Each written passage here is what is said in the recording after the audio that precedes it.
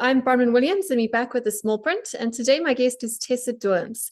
Tessa, on the show, we always ask our guests to introduce themselves the way they'd like to be introduced. So can you please tell us who you are, where in the world you are, and what it is that you do and that you care about? Hi, so my name is Tessa Dooms. I am a democracy and governance worker and specialist. I've done a lot of youth development work. I've worked across sectors. And I'm also recently an author of a book called Colored: How Classification Became Culture.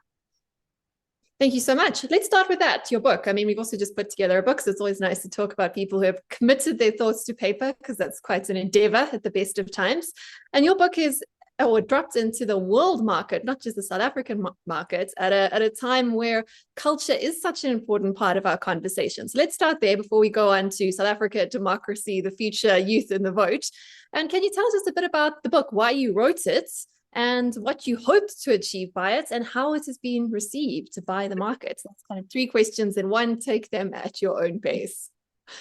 Yeah, thank you for that. So the book started about 4 years ago, actually, at the height of the George Floyd uprising around the Black Lives Matter movement, when George Floyd was murdered by the police. A similar incident happened in South Africa in El Dorado Park. And it was a young man who was shot by the police in broad daylight, 16-year-old boy named Nathaniel Julius. And in El Dorado Park, which is a colored community, instead of Black Lives Matter trending, Colored Lives Matter trended. And there were high levels of protest and high levels of discontent in the same ways you saw everywhere else in the world. But our community and my community was saying something very particular about the positioning of the lives of colored people in South Africa and the world, and trying to speak to some of the particularities of the community.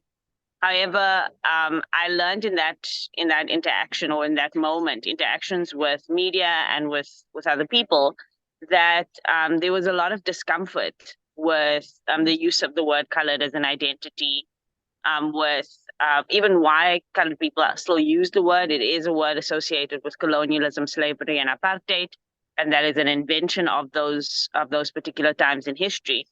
And so people were asking why are colored people still using a term like that? But also a question that really stunned me, which was, why are colored people angry? And my answer to that was simply because we're part of South Africa, and South Africa is broken, and there's a lot to be fixed in our country. And so everyone is angry. But I started to realize, and so did my co-author, Lindsay Ebony-Chattel, that there is this sensibility, and it's a hangover from apartheid. It's a lingering sensibility that colored communities don't have a right to be angry because of the relative advantage that apartheid provided, and that there was this sense that colored communities don't have a legitimate space in the new South Africa. And so we started exploring from that point of view, but didn't want to just tell our own stories. We wanted to start, telling the stories of various people who identify as colored or don't, but are in colored communities, and give life to the idea that colored identity is not just a racial category. In fact, I don't think it's a racial category at all. That what it actually is a cultural identity that's been formed as a response to slavery, colonialism, and apartheid. It has been formed as a way to, in response to a historical context that were driving things like oppression and pain and separation and segregation and racism, and that there was more to this identity than just what Verwoerd said, or what the system has said, that colored communities have come together in more complex ways than we know. And I wanted to tell those stories. We wanted to tell stories of both the joys and the pains and the complexities. And we thought that the best way to do that is to tell the stories of colored people. And so that's why we say how classification became culture, because we don't want to have a conversation only about the legal classification, but also about the cultural identities of people in this community. Yeah, it's very much a story of the distinction between identities opposed upon us and the identities that we choose to own for ourselves. And that's our own rights, how we sort of define that identity, whatever its roots might be. And that's why it's very curious about the market reception to your work, and not just locally, but also globally. Because I'm sure you've been following the discourse just over the last few months. South Africa's got into, as a nation, has got into debates with America around that very word, the idea of colored identity. So the work you were doing was clearly prescient, it was clearly a bit ahead of its time, but these debates are still being had. I'm very curious to see the people actually engaged with your work. They didn't just read the title or read the blurb, but actually read it. What has the response been like from people locally and internationally, with you speaking your own story and owning the identity that you want to explore? Yeah, one of the through lines of the book is reclamation, and it really is what we think of as a story of reclaiming not necessarily the word colored, but our right to self-identify and to figure out who we want to be going into the future as a community. And so what we've seen in the reception is three strands of responses. The first one is from our community and from people who leaned into this book with their heads and their hearts and saw our community and said, this was the first time we saw a representation of the community that had a full sense of humanity, and people from our community really feeling seen and heard, and really feeling like there was a space where they were understood. And I think that was one of the gifts that this book has given us and people in the community. The second response was an internal response in South Africa, where people were saying, well, why are we still using a term that is as politically loaded as colored? And it's similar to this response actually in the US, because both of those responses are about the political origins of the term colored as an identity. And we will know that in the US, the south of the US particularly, the word colored was used as a politically loaded derogatory term, a term that stripped people of rights and identity, and a term that othered people. And it did the same thing in South Africa in various ways. But it was giving a name to a group of people who have this historical oppression and then solidifying it in law. And so, African American people were saying that this is not a word that they can see themselves accepting being used, even when it's not being used for them. And there was also a sense that African American people didn't understand the distinction as a cultural distinction. So I spent some time in the US in December of 2023. And it was around the time that the debate around Tyler and the song Water was happening as well. But what really became clear to me is, especially in response to something like music, that the crossovers between Black identities around the world, and colored is a Black identity as well, means that when Black people in America see somebody who looks like them, who sounds like them, who acts like them, using a word that is harmful to them, of course it's going to trigger them.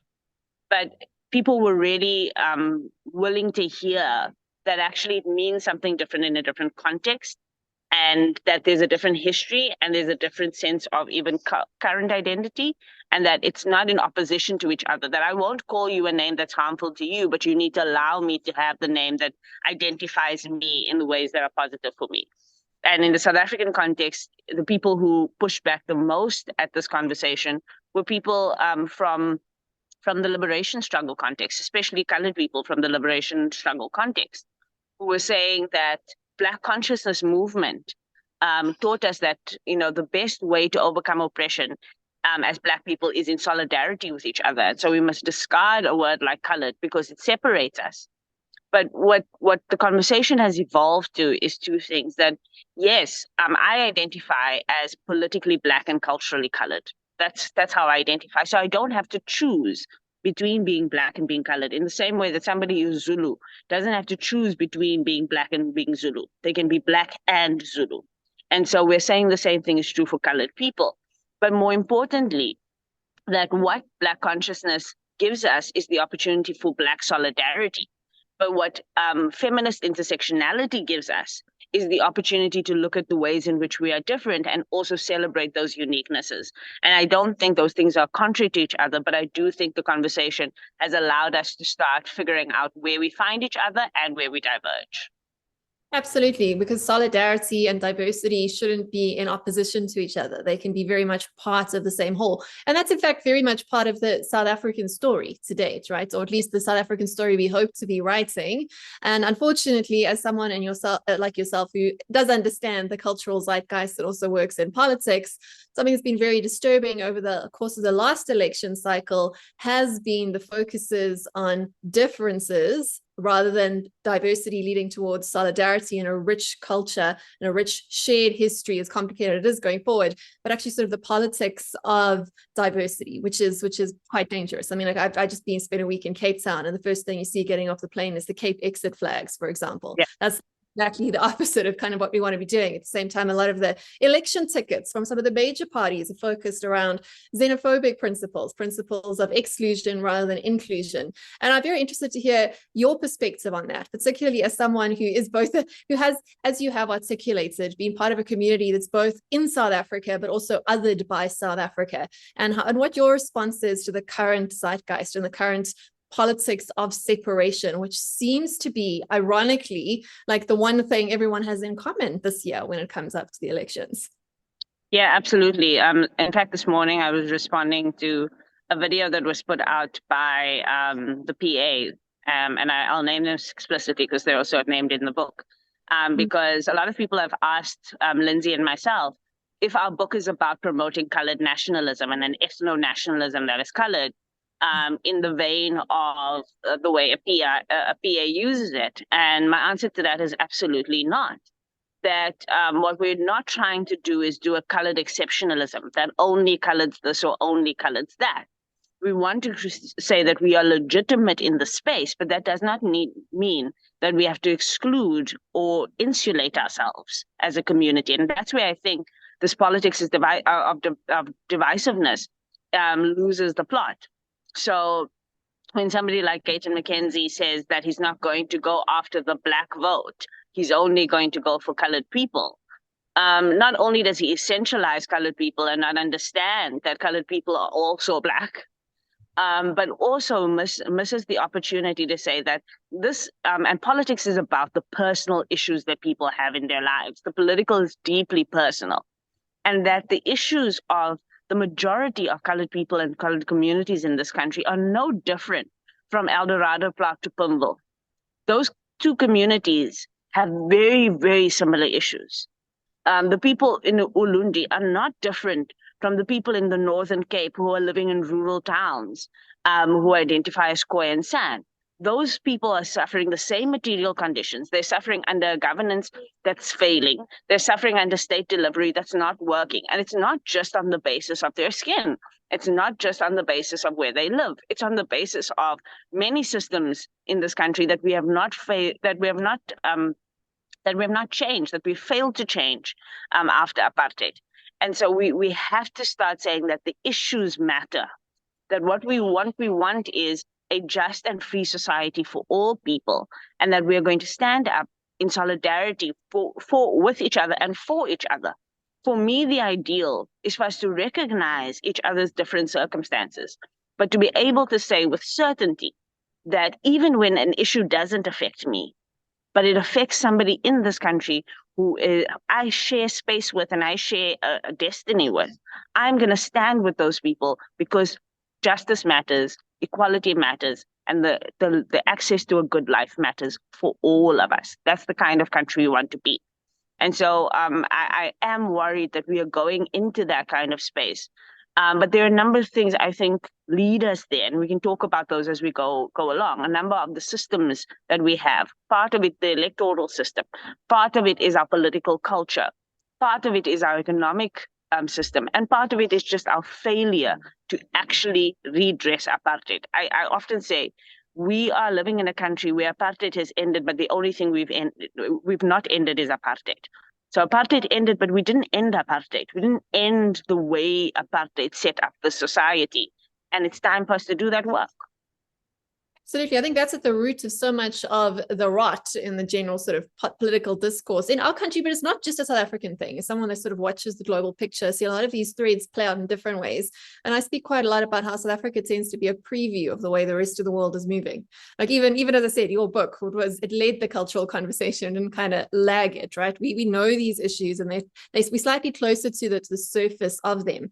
But the one thing that I'm definitely seeing at the moment is, and it's been well documented with the studies that have looked at this, that particularly among younger people, they are turning towards understanding the world as a zero-sum game, as adversarial games where I can only win by you losing and you can only win by me losing. And this ties very much into the politics of separation and, as you say, like ethno-nationalism and that sort of thing, because it means if my group is winning, your group has got to lose. And that's already, it's a very dangerous way of seeing the world, because it's a view around scarcity, it's a view around conflict, it's not a view around collaboration, so not a view around sort of, sustainable, collective, all-inclusive growth going forwards. It's antithetical to that, and it leads to very dangerous political waters too.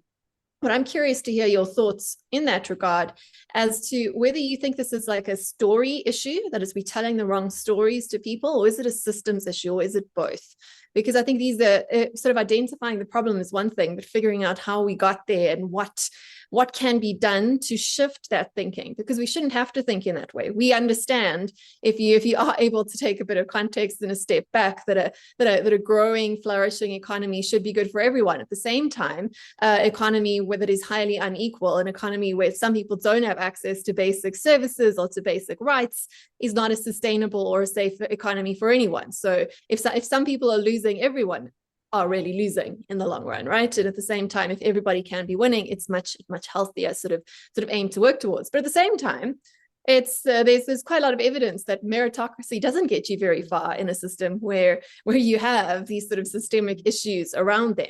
So what do you think about those two sort of paths to getting past this, both the message and the system? Do we need to press both levers, or is there something that needs to happen first? And you did mention things around like our electoral system, which is like the most literal sort of system we've got. So if you want to elaborate on that, very keen to get into that conversation. Sure. So firstly, these things are not new, especially operating from a point of view of scarcity and competition and conflict, right? We can go as far back as colonialism and slavery's inceptions and understand that was all about a mindset, number one, this view that human beings are inherently self-interested. I think that we've told ourselves that so much that we've normalized it, that human beings are self-interested and our base instinct is for ourselves. I think that when you just think about that, when you see somebody else getting harmed or hurt, your base instinct isn't for yourself. Your base instinct is actually care. Yes, you think about yourself, but you also think about the other person. And that's the point. The point is actually, yes, we care about ourselves, but we also care about others. That is what, when we talk about principles like Ubuntu actually comes from this idea that I care about others because I care about humanity. I care about myself because I care about humanity. I care about humanity. I care about people. I care about the life that we live. And so our ethic of care actually is a base instinct. If we didn't have that base instinct, we wouldn't be able to procreate and care for children that we don't know. We have a base instinct of care. And so that's a messaging issue for sure, but it's a historical messaging issue that has produced systems, right? One of those systems is capitalism. And one of the things we are not contending with, in fact, one of the things that we have deepened over time is capitalism. So one of the base things that we need to deal with is capitalism. We need to think about, instead of deepening capitalism, especially in its worst guises, that promotes the sense of each man for themselves or each person for themselves, promotes this sense that you have to have winners and losers, because that's what capitalism says. Capitalism doesn't work unless there are winners and losers. And I think that we have to rethink that. We have to rethink what kind of economic logics underlie and underpin our society. Can we live in a society where we recognize abundance as the starting point, where we recognize humanity and dignity as a starting point? So I got into a conversation this morning about housing and shelter and food. And this idea that a job gives people dignity, yet we think that housing and food is something that is not something everybody should have. Everyone should have a job. But when you come down to something as basic as food, we say, no, you need a job to get food. That makes no sense. Besides the fact that shelter and food are things that we need in order just to live. Those are humanitarian issues. They're basic human rights for a reason. And there's nothing less dignifying than not having food or not having shelter. And so we cannot make those things contingent on competition. You can't tell me that we are going to make whether or not people eat contingent on competition because of self-interest. That can't be the society that we live in, yet it is the one that we choose all the time. We keep choosing it, and we keep telling ourselves stories that productivity only comes in particular forms. What I really believe is necessary is broader conversations about the kind of systems in our society that we have normalized and why they are not working in terms of providing good lives for all people, equality, dignity, just basic human rights. I think we're not having that conversation because we are convinced that there's only two things that can happen.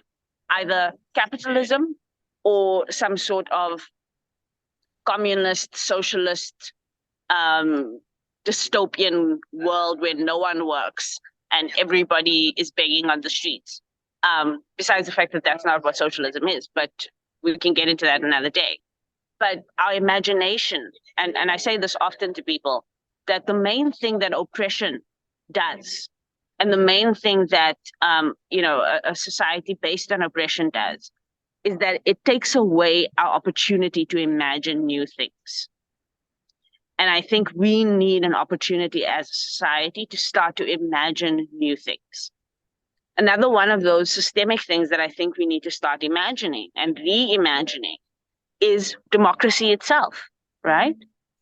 So capitalism is one part of the conversation we must have, but even democracy itself. Yes, democracy is an important, sacrosanct type of conversation, but it's not about, these one or the other. It's not either you accept democracy as it is or you throw it out.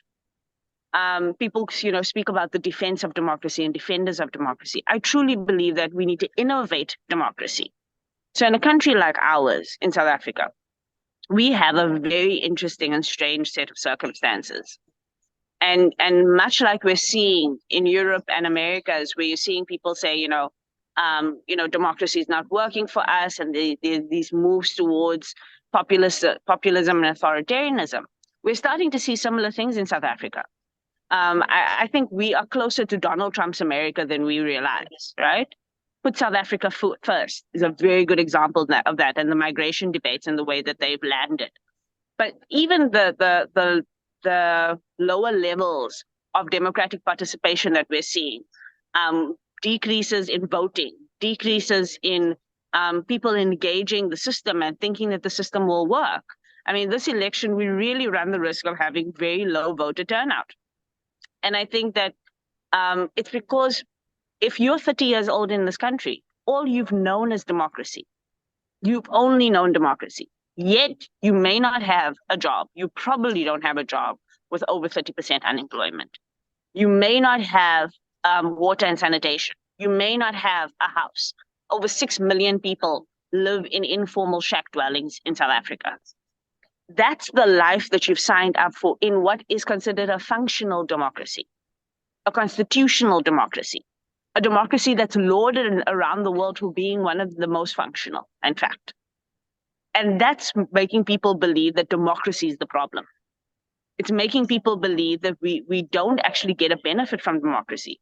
A young man in Malazi said something to me 2 years ago that will never leave me.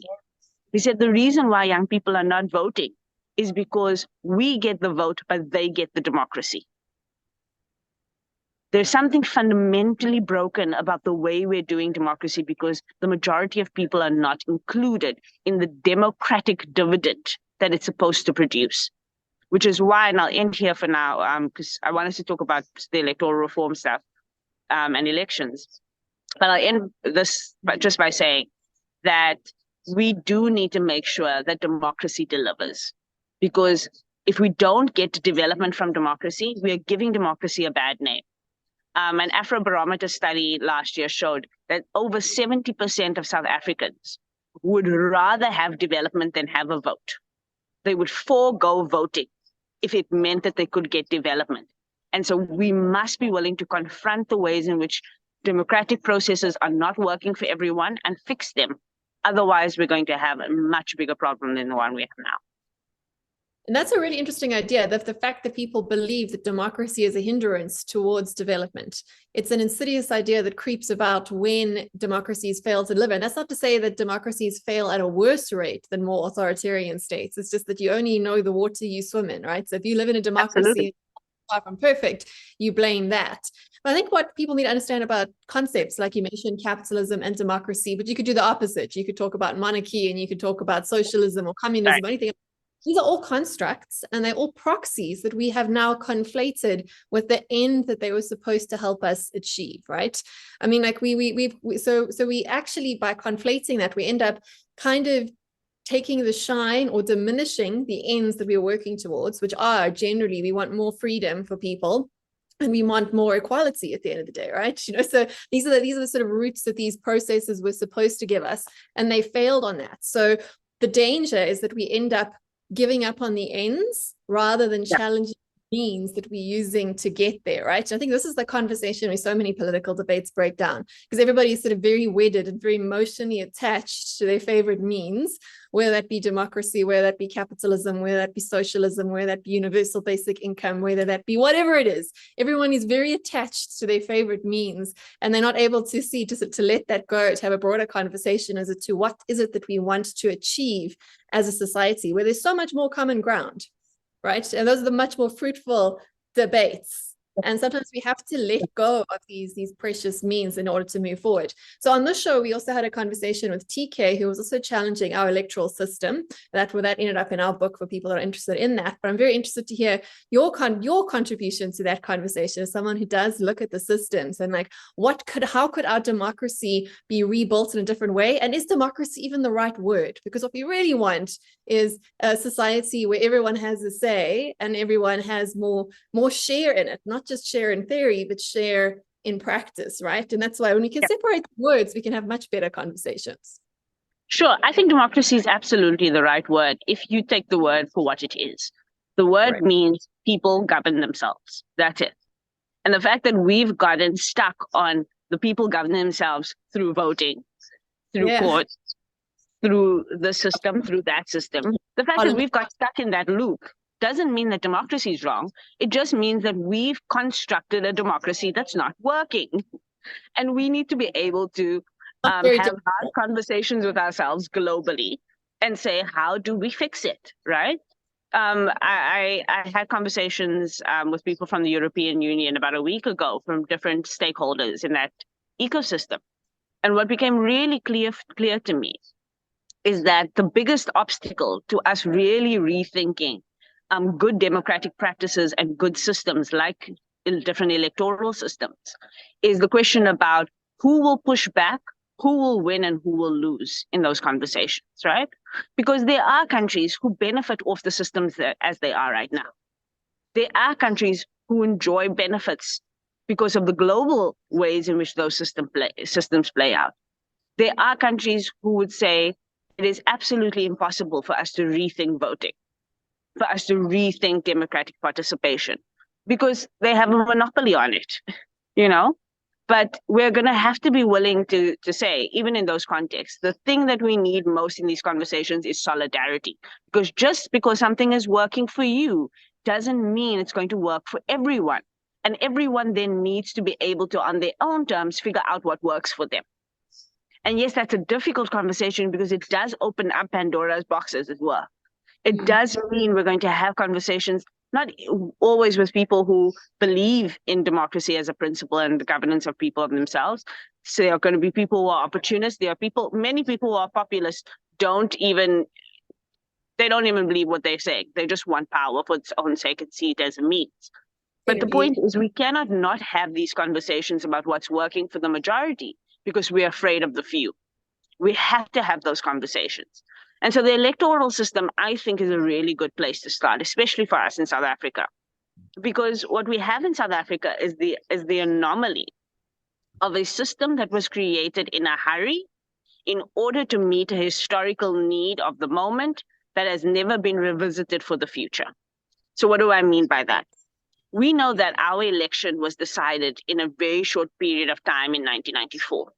In fact, Chris Hani's assassination triggered our election because it was at that point that there was real possibility of civil unrest. And the negotiations would have probably fallen apart at that point. And so the decision to have an election was decided around April 1993. The actual processes of that election were decided only in November of 1993. So less than a year to decide on an electoral system and implement one. And so our electoral system was born of two decisions that were made. One, what is the most efficient way to have an election? And so only voting for parties was the most efficient way to do that. Because then all you have to do is figure out how many parties need to be on the ballot and people get onto the ballot. Done, right? But the second was, how do you ensure that minorities don't get drowned out? Because it was part of the negotiated settlement. That, of course, white people did not want to have no representation, and they knew how to do maths. And the maths told them, if they kept constituencies and they lived in their town, you live in your town, Kukurmurdor. Even in Kukurmurdor, there are more black people than white people. So if that was a constituency, white people would not get elected. That was just the logic. And so part of the negotiated settlement was to figure out how to protect minority representation. And so we went with a PR system, a proportional representation system of parties only without constituencies, because that was the easiest thing to negotiate at the time. But it's called the interim electoral system to this day for that reason. Because we had to figure out what is going to be the best for us going forward, outside of the pressures of an imminent threat of civil unrest, outside of the pressures of an election that's a year away. And we've simply not done that work. We saw the Van Zyl-Slabbert report almost 20 years ago, actually over 20 years ago now, a report that was commissioned by government that showed that we actually need to have a constituency-based element to our election so that people feel more represented by their parliamentarians. Why is that important? Because right now, when people go into parliament, they represent their parties, but they do not represent people. Right. And people don't feel like their parliamentarians represent them. That's why we've never cared about what happens in parliament until the EFF started fighting in chambers. That's why we don't know any of our MPs' names. That's why we don't know how parliament works. We don't understand lawmaking. We never know when votes are happening because we recognize that those people don't care about us. And they don't care about us because we do not vote for them. Mm-hmm. Now, we can have a conversation, and we should have a conversation about whether the only thing that should make you care about people is voting, is whether or not they'll vote you in or vote you out. But currently, that's the system we have. We have both a political culture of politicians who only care about whether somebody will vote for them. And they don't really care about the job they need to do. If they did care about the job they need to do, they wouldn't need to be compelled by the power of a vote in order to deliver. But unfortunately, we just don't have those politicians right now, and we need to change that. We need to change the kind of politicians or the kind of people we allow to be politicians in our country. But we also need to change the system so that there is more accountability with more people than just people who are in your political party. You cannot just be accountable to 1 million people if you're in the ANC, when 10 million people voted for you who are not party members, and another 60 million people are going to suffer the consequences of your choices. You have to care about the whole 60 million if you're going to be in government.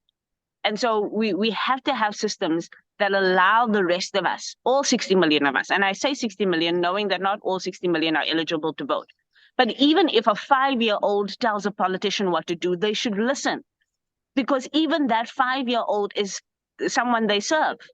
They serve 5-year-olds in this country. They are at the service. They are public servants for 2-year-olds in this country. And so even children should have a voice. Everybody should be able to pull the levers of the machinery, and those levers are called the politicians. We must be able to tug on them at any given time. And so I don't think that constituency is our silver bullet. But I'll tell you that part of the reason why we're seeing smaller parties, and particularly smaller parties that are ethno-nationalist, that are very, Laga-driven and small communities. We have over 500 parties that are listed with the IEC and over 300 that are actively contesting. We have that because those are not actually parties, they're constituencies. They are people looking for a voice and representation for their issues. And if we had an electoral system that took that into account, we would have less people on the ballot, but we would have more representation. And I think that's the direction we need to go in. More choice, absolutely. I mean, the party system is obviously flawed once you start looking into it. It's flawed whether you look at American electoral systems or our own. I think the flaws are perhaps more highlighted here because of sort of lopsided power balance that we've happened to have historically within those different parties. But the other question that I wanted to ask you today, because I know you've done some work in terms of like youth and all the rest of it, and so another sort of question around democracy and the dangers of democracy too, is particularly the dangers of people voting themselves out of democracy, which is slightly ironic, but is actually an increasing threat, particularly in the world, as you say, where voter participation rates are declining. And again, South Africa is a forerunner in that trend, but we're by no means the only global market where this is a trend that's playing out. And I can say that it's an accelerating trend because we look at youth voter apathy worldwide. We see more and more young people choosing not to vote. In other words, the appetite for participative democracy, and actually the appetite for democracy, because as you say, democracy is governance by the governed, which means you have to actually participate. If that's declining, it's a very revealed preference there. That's a danger, but there's also a danger in terms of how that skews electoral results when you start to dig into the other trends that we're seeing, trends that show that young people, in particular young men across the world, are leaning towards more populism and more authoritarianism. Because the reason I say that those two trends, when they play together, become very, very dangerous is because if you've got less people voting, but the people that are voting less democratically, democracy is kind of being attacked by two sides at the same time. So we almost have this kind of catch-22 situation where messaging that says go out and vote is only being heard by people who don't value democracy, right? So I find that's like a hugely dangerous trend. And I think it's particularly worth focusing on the African lens, given that if those trends play out in other parts of the world that have declining populations, where there's more over 35s than under 35s, which is most of the world's case right now, it doesn't matter how extreme your few youth voters are, they're not going to make a material impact in the outcomes of elections. Whereas where you have nations that have large youth bulges, if populist characters manage to harness even just a small proportion of the youth, and the majority of the youth remains disenfranchised and disaffected and nihilistic about the prospects of democracy, well, democracy doesn't stand that much of a choice in pure numbers games. What are your thoughts on those trends and how we work around them, how we get more people to participate, but how we get everyone to participate, not just extremists? Right. So one of my great worries about the uniqueness of our situation in South Africa is that unlike many other African countries that are still striving towards many of the markers of functional democracy, when those countries suffer developmental and governance failures, people say it's because we don't have democracy. In the global north, Europe, the Americas, a lot of people are opting out of something like voting and asking for or leaning more towards authoritarianism, mainly because a lot of parts of their lives are working, right? And so they don't think that there's a threat to losing much if they don't participate, because a lot of the basics are in place. So when a country in Scandinavia is having low voter turnout, it's really because people know their water, sanitation, their basics, housing, shelter is not going to be affected by that vote very much. So the vote is going to affect, things that are maybe 2 or 3 things removed from their daily lives. And so they're like, there's not a real point, right? Or they're voting or they're participating on the basis that they think that there's something scammy about democracy. And particularly in the global north and in a country like South Africa, the idea that democracy only benefits the elites has become a real conversation, right?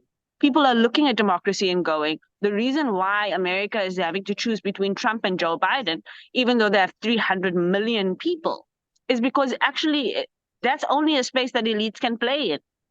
So the pool is very small of who they can choose from because it's a pool of elites, both political elites and economic elites. And in the case of America that I just cited now, it's an economic elite versus a political elite that are the only 2 options. But the kind of democracy we are fostering in terms of the systems that we're using now is producing inherent inequalities. And that's why I said it's important for us to have frank conversations about how do we evolve democracy sufficiently? How do we innovate democracy sufficiently? Because if we don't have those conversations as people who are pro-democracy, who are pro the governance of the people, who are pro the devolution of power to all people, we are going to leave that space and that conversation up to opportunist authoritarianists who are populist and will use that space for bad ends and for their own interests. If we really care about democracy, we must face its flaws with the protection of the best of it. We must face its weaknesses. Otherwise, the other side will exploit it. Otherwise, those with ill intentions will exploit the weaknesses of democracy. And that's what we're seeing in Europe particularly. We're seeing the rise of authoritarians because people who believe in democracy have not been willing to face up to the places in which democratic processes are flawed. We don't have the luxury of waiting for the perfect moment to have this conversation. We must have the courage to have the conversation about what is the future of democracy? How do we evolve it? How do we develop it? How do we deepen it? By fixing the things that are wrong. The defend democracy, anti-authoritarian push only holds people off for so long. It will only hold off those threats for so long. But as you rightfully point out, as those threats are being held off, they are mobilizing. They are mobilizing and mobilizing and mobilizing. And our response cannot just be to defend the status quo. That's how you'll chase young people away. I was in Germany a few years ago. The Social Democrats had won an election after about 15 years. They had not been the leading party for more than 15 years. And they won that election, it turns out, by mobilizing young people. And so I spoke to young parliamentarians from the Social Democrats. And I asked them two questions, essentially. One, what did they do to get young people to participate? And 2, what did those young people say about what they still need from the system? And they said 2 simple things. The first was that the party promised to allow young people to lead. Not what to lead in, but the party made a commitment to allow young people to lead themselves and to lead their society. And I think that is another part of the story that we're not talking about, the ways in which we're excluding young people from governance.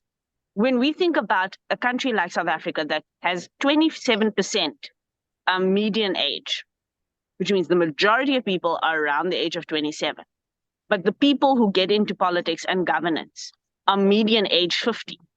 And then we wonder why young people are disgruntled, because they're not seen as people who could lead. Namibia has a 27-year-old that just became a minister. And somebody asked, are we sure it's not nepotism? As like an opening question. Why do we not trust the majority of people in a country to lead that country? It makes no sense. The second thing that he said to me, though, is that the main thing that young people had said within the Social Democrat Party in Germany was that the thing about progressives and thing about people who believe in the right values and the right principles and are not trying to, look for unjust ends or populism or authoritarianism, is that we never give what the picture of success is. So it goes back to what you said earlier. What is the future we want to see in practical terms? So when we say capitalism isn't working, what do we want to see practically? What is the picture of success we have in our minds practically? In the work that I do at the Rivonia Circle, we do something called a democracy builder workshop. And the workshop gives people the space to talk about democracy and governance, to talk about the issues they care about. But the critical turning point of that 6-hour workshop is an exercise we call South Africa 2.0, where we ask people in local communities to imagine the South Africa they dream of. And in one of those sessions, a group of 21-year-olds told us that the South Africa they dream of has no local government, just hasn't got local government at all, has national government taking proposals from communities and funding those proposals directly. The imagination it takes to take us to the next level resides in the heads of those 21-year-olds. We must give them space to lead.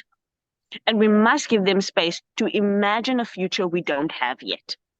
And so I believe that part of our work is imagination and creativity. And I know that doesn't sound like a very political answer, but I think that that's very political work. The work of imagining the society you want to see. We say many things about China and the East Asian countries. And we always laud the East Asian boom of the 80s and the 90s. But what all of those countries have in common, for better or worse, is they set a goal for the country and then they pursued it. The South Koreans said, the goal we're setting is we are going to make a car that we're going to export to the world. And so government said, no one is going to drive a car that's not made here until we have made a car that's good enough for us to take to the rest of the world. That's what they did.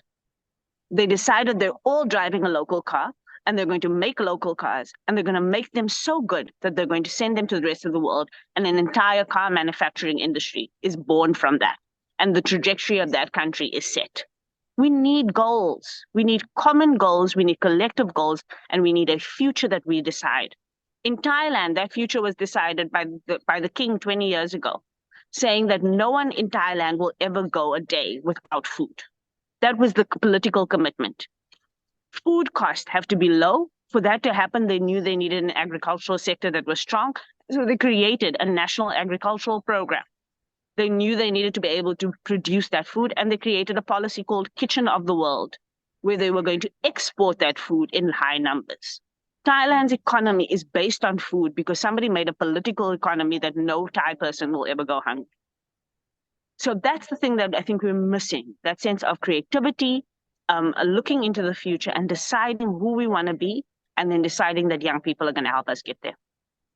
Absolutely. I mean, you're speaking my language. This is what we do, but more in the corporate space in my day job. But the whole idea of you have to have a goal, you have to have a vision, you have to be selling something, not just talking about what's wrong. And I think that that's probably the challenge for this election season coming up now. There, as you said, there are hundreds of options on the menu, but there's very few of them that are selling anything that people want to buy. There's quite a lot that are selling what not, like a we'll end load, we'll get rid of the guys in power, or we'll stop doing this. But that's not enough to get the disenfranchised to exercise their agency in their franchise. You have to have something more than that. You have to have a promise.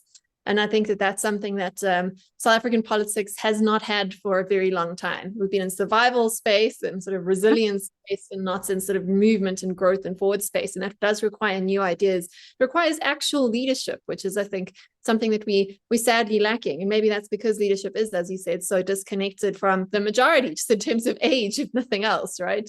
Like you can't lead people that you aren't aligned with in terms of your incentives, in terms with your goals, in terms of your future, right? So I think that you made some very good points there. I think it's also quite a good point to wrap up this conversation, unless there's anything else that you want to circle back towards, or any I's you want to dot or T's that you want to cross on anything that we've covered today. So I'll give you that space. And then also you can tell people where they can get hold of your book, where they can get hold of you, where they can join one of your workshops, get involved with the work that you're doing. That'd be fantastic. Sure. I mean, I think the last thing I want to say, it is a big election year. I'm not only in South Africa, but around the world. There are over 50 elections happening around the world this year. It's kind of a super electoral year. And I want to remind people that the vote is an imperfect tool, but it is a tool in our toolbox for change. It is not the only tool, but it certainly is a tool. And I think that as the voters of the world and the voters of South Africa particularly, we must make sure that these elections this year are not about the political parties, but they're about the voter. And so the Ronia Circle, we have a saying that we are on the side of the voter in 2024. We want to make sure that every voter understands that the election is decided by the voters who show up. And so, yes, you may not be sure who you want to vote for, but you can be sure about what you want to vote for. What is the change you want to see? What are the issues that you care for? And how can you evaluate the options based on what you want, not just who you want? The other thing about these elections is that numbers matter, right? And the numbers are on the side of the people who are most disillusioned. So you were talking about voter turnout earlier. In 2021, we had 40 million people who were over the age of 18. We had only 26 million who had registered, so 14 million did not bother to register. And then we had only 12 million show up. So less than 30% of those who could have voted actually decided for all 60 million of us. And I want to say that that's a real danger, not necessarily, for politics in general, but we are leaving those choices up to a few people, the majority of them politically aligned. And so the politicians are voting for themselves while we're sitting on the sideline thinking we're harming politicians by staying at home. In fact, politicians would like as few people to show up as possible. It makes their jobs easier. It means that there are fewer people to convince. And they know that the Constitution of South Africa says even if only 5 of them show up and all of them are politicians, those 5 people constitute 100% of the voting base that day, and that those 5 people will decide for all of us. And so it is in our interest to show up in numbers and to rally each other around the question about voting as voters. So we're doing voter conversations at the Rivonia Circle in the next few months. And we encourage people to have voter conversations with other voters about our voting choices. Yes, the politicians will come to us, but before they get to us, let's talk to each other about voting, because ultimately voting is a group assignment. And if you fail, I fail. That's how group assignments work. So my last encouragement is for us to really take seriously the opportunity to vote this year. It's an imperfect tool, but we must use all the tools in our toolbox for change. I'm easy to find on all social media platforms as Tessa Dooms. It's really not difficult to find me, but you can also follow my work at the Rivonia Circle. We are also on all social media platforms, Rivonia Circle South Africa or ZAR. And you can also get the book colored. If you're in South Africa, it's at all major bookstores. And you are also able to order it on Takealot or loot.co.za. And for international audiences, it is available on Amazon. Thank you so much, Tessa. You've been an absolute pleasure. It's been a delight to get inside your brain and the future of democracy. Thank you so much for the opportunity. It's been great. That's right, I'm wearing red. I did that very deliberately to try and capture your attention instead of my usual black. I did that because I've got quite important and very exciting, for me at least, announcement. And that is that our new book, Rescuing Our Republic, which has been written in conjunction with my friends and colleagues at Discourse ZA, is now out and about in bookstores across South Africa and available online for anyone else that is curious about South Africa. And as I've said before, as a futurist and a trained analyst and economist, I do think that South Africa is one of the clearest bellwethers as to where the weird Western world is headed. And as such, there's something you can learn from us at the bottom of Africa. We're ahead of quite a few of the trends that you're just wrapping your heads around. Anyway, this book is based on some of our most popular and most revealing, interesting and important conversations that we've had over the last couple of years at Discourse ZA, which is a YouTube channel you should absolutely subscribe to. It's also available as a podcast if you're interested in anything to do with politics, philosophy and economics. But the conversations in this particular book are focused on, as the title says, rescuing our republic, or more specifically, what civil society and individuals should be thinking about and doing and starting if they are interested in investing in a future for South Africa that we actually want to be a part of. Anyway, I would love for you to read this book and to give it to someone either that you like or that you hate, because the purpose of this book is to kickstart conversations around big, interesting, ugly even, but important ideas that are worthy of debate. So if you're planning on being bored or understimulated at a family or friend event this festive season, this is the book you need to give you the conversation starters to start a debate or a fight with those who you love or love to hate most.